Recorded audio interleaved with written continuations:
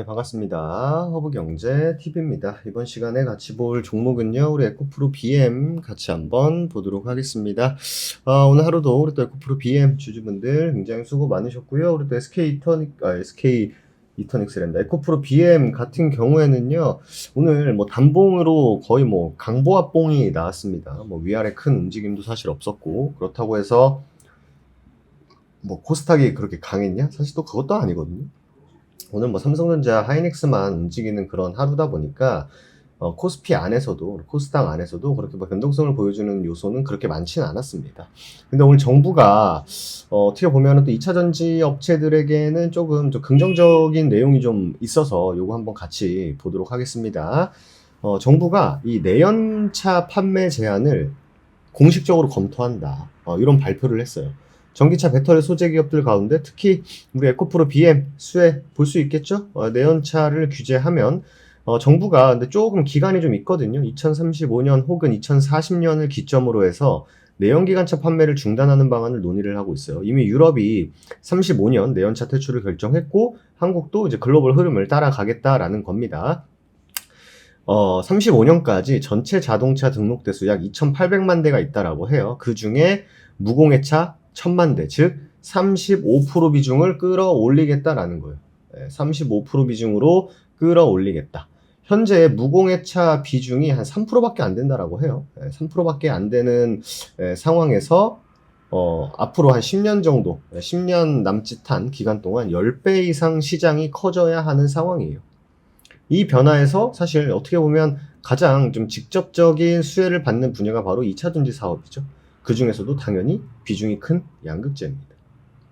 에코프로 BM은 글로벌 전기차 배터리 공급망에서 핵심적인 하이니켈 양극재를 공급하는 기업이죠. 이미 SDI, SK온, LG엔솔, 국내 배터리 3사뿐만 아니라 해외 완성차 업체들과도 협력 기반을 다지고 있어요. 정부의 내연차 퇴출 로드맵이 현실화가 된다라고 하면은 전기차 보급 속도가 당연히 기하급수적으로 빨라질 수밖에 없겠죠. 그러면 순차적으로 배터리 수요가 늘어날 수밖에 없고 배터리 수요가 늘어난다라는 건 당연히 양극재 수요가 늘어난다라는 거고 양극재 수요가 늘어난다라고 하면 에코프로 BM의 질적 성장까지도 가능하다라는 계산이 나오는 거죠. 특히 BM 같은 경우에는 양극재 생산 능력을 2027년까지 대폭 확대할 계획을 가지고 있기 때문에 정책적 전환과 맞물려서 수주 기반, 매출 가시성이 더욱 강화될 수 있는 판이 깔렸다라는 게 아주 중요한 포인트다라고 보시면 될 것 같습니다. 그죠? 물론 뭐 단기적으로는 국내 부품사의 뭐 전환 지연이라든지 그죠? 뭐 영세 업체 뭐 이런 것들이 있을 텐데 가장 중요한 건 결국 뭐예요? 중장기적으로 결국 기술력과 대규모 증설 능력을 보유한 에코프로 BM 같은 선도 기업에게는 당연히 뭐가 될 수 있다? 기회가 될 수 있다라는 거죠. 정리를 해보면 2035년 내연차 판매 제한은 자동차 산업 전반에 큰 구조적인 충격을 줄 수 있습니다. 반면에 에코프로 BM에게는 수요 폭발을 예고하는 호재로 작용할 가능성이 크다라는 거죠. 때문에 단순한 이벤트가 아니라 향후 10년 이상 이어질 장기 성장 모멘텀으로도 이어질 수 있다. 우리는 이렇게 좀 해석을 해볼 필요가 있다라고 이해를 해주시면 되실 것 같습니다. 그렇기 때문에 뭐 여태까지 뭐 사실 뭐 정부의 도움이 필요하다 뭐 이런 얘기들은 정말 많이 나왔는데 실질적으로 뭐 어떻게 해주겠다 저렇게 해주겠다 이런 것들은 사실 없었어요. 그렇지만 이번 기회를 정책적인 부분을 기회 삼아서 뭐다?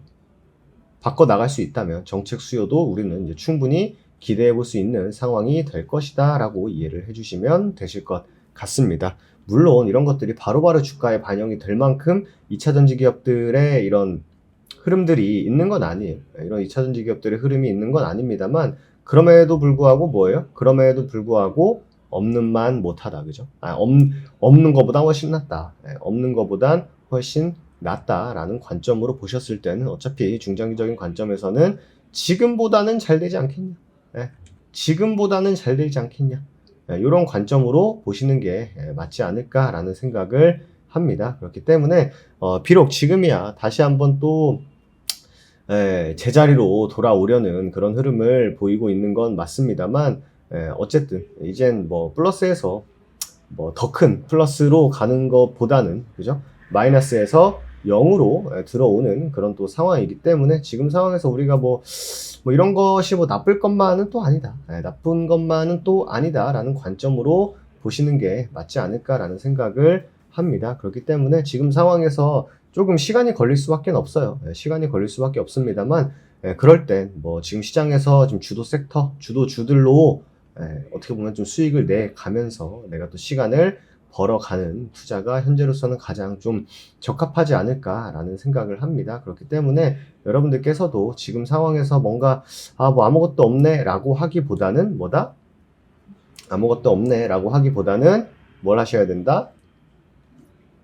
기회를 잡으셔야 된다라는 거죠. 어차피 시장에서 지금 변동성의 프리미엄이 있으니까 지금 그렇게까지 뭐 나쁘게만은 볼 거는 또 아니지 않을까라는 생각을 합니다.